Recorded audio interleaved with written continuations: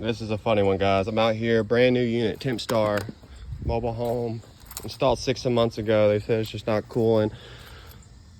I'm getting power right here. I was like, what the heck is going on? I'm getting 24 volts between my common and red. And I was like, why is the contactor not pulled? I'm looking, and if you, right in front of your face. Take your time, follow the path, look for loose connections. There you go.